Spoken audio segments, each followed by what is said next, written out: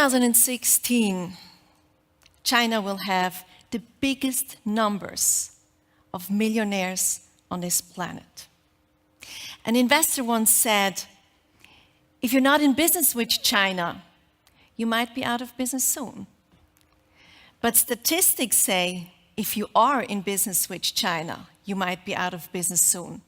I heard Barbara once say, 70% of Swiss enterprises fail within the first 3 years. So is business making with China a mission impossible? And if so, what are the challenges we have to tackle, and what's that got to do with me? Well, it started all with my husband, who's been living in China for 25 years. Fluent in Mandarin, fluent in Cantonese, very successful. And when I was thinking of moving to China, I asked, darling, do you think I can open up my business? And he's very supportive. He very much believes in me. He said, baby, you will not stand a chance. Well, that was not really what I wanted to hear, and he fired me all up. And in fact, it's one of the reasons why I dedicated the past 6 years in studying successful entrepreneurs and managers, how they deal and how they manage and lead across cultures. So I'm here today to speak to you about 5 ways how to be out of business in China. First, play by your own rules.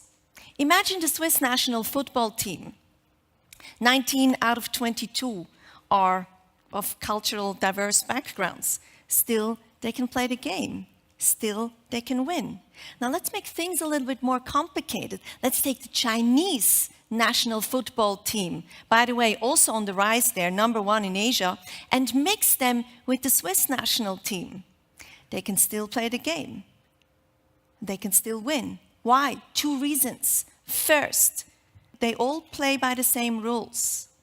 Second, they all know the rules.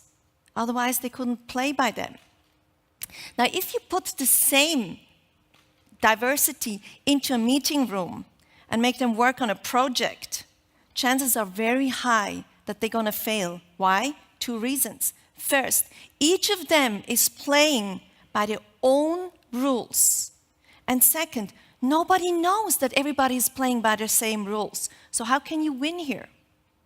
Culture is comprising all visible and invisible rules we have. And it immediately tells you what is right and what is wrong, and what is good and what is bad. And we learned that already as a baby. That's why it's so difficult to unlearn. So is now what we call cheating, is that good or bad? Well, I'll leave the answer to you in our culture. But in China, it's not called cheating. It's called being smarter. And that's a virtue. And it's copying the original. Right or wrong? Well, with us, it's an offense, right? But in China, it's a compliment. Copy the master until you become a master yourself. So if we want to win the game, we have to know the rules.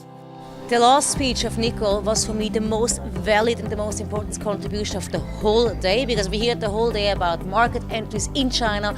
Everything was based on facts and figures and numbers. Nobody talked about how important it is to actually pay attention to the cultural differences. This is what actually decides if you are successful. And for this, you just need to listen to Nicole, and the best is take a course with her. I'm very glad to attend Nicole's speech. It's really good to give the brilliant view about the Chinese and also Western culture. Nicole's speech was worth a half day or a full day training, and I can highly recommend her. It has been fantastic what Nicole has given us, and you cannot put a dollar sign behind the value that we have received. Nicole was just awesome. She really hit the nail on the head. Nicole's speech on China was one of the best speeches on China I've ever heard. It was brilliant. It was very informative, yet it was entertaining, delivered with eloquence. I really enjoyed it.